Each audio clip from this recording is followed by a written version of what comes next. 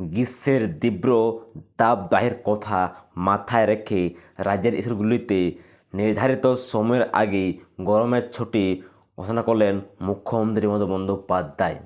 30 April থেকেই রাজ্যের প্রাথমিক, উচ্চ মাধ্যমিক, মাধ্যমিক ও উচ্চ মাধ্যমিক স্কুলগুলিতে গরমের ছুটি শুরু হবে বলে জানানো হয়েছে। যদিও ছুটির নির্দিষ্ট মেয়াদ এখনও ঘোষণা করা হয়নি, তবে অনুমান করা হচ্ছে গত বছরের মতো দীর্ঘ সময়ের জন্য ছুটি কার্যকর থাকবে। গত কয়েকদিন ধরে রাজ্যের তাপমাত্রা লাগাতার বৃদ্ধি পাচ্ছে। প্রখর রোদ ও অস্বস্তিকর গরমে ছাত্রছাত্রীদের স্কুলে যাতায়াতে সমস্যা হচ্ছে। শিক্ষক শিক্ষার্থীদের কথা ভেবেই মুখ্যমন্ত্রী এই সিদ্ধান্ত নিয়েছেন।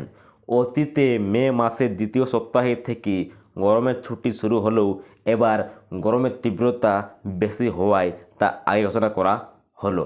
হ্যাঁ, এটাই বলছেন যে ছুটি দেওয়া হয় মে মাস থেকে, কিন্তু এই মাসে কিন্তু এতটাই গরম বেড়ে গেছে যে ছুটি দিতে বাধ্য হচ্ছে খুদ মুখ্যমন্ত্রী মমতা বন্দ্যোপাধ্যায়। গত বছরও একই কারণে 9 মে থেকে নির্ধারিত গরমের ছুটি 21 এপ্রিল এগিয়ে আনা হয়েছিল। ফলে প্রায় 2 মাস স্কুল বন্ধ ছিল।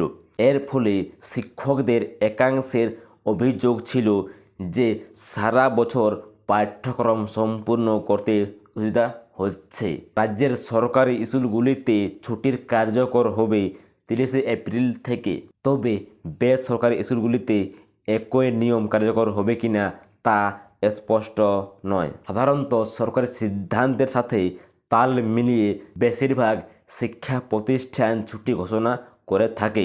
অপরদিকে উচ্চশিক্ষা প্রতিষ্ঠানগুলিতে এই গরমের ছুটি কোনো প্রভাব পড়বে না।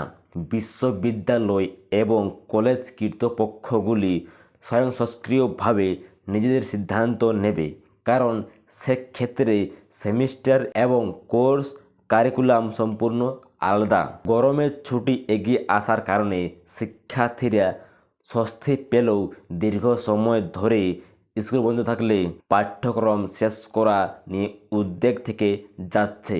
তবে সরকার পরিস্থিতির ওপর নজর রাখছে এবং পরবর্তী সময়ে প্রয়োজনীয় অনুযায়ী সিদ্ধান্ত নিতে পারে। শিক্ষার্থীরা গরমের এই ছুটিকে উপভোগ করলেও নিজেদের পড়াশোনা যেন ঠিকমতো চালিয়ে যায় সেদিকে খেয়াল রাখা জরুরি।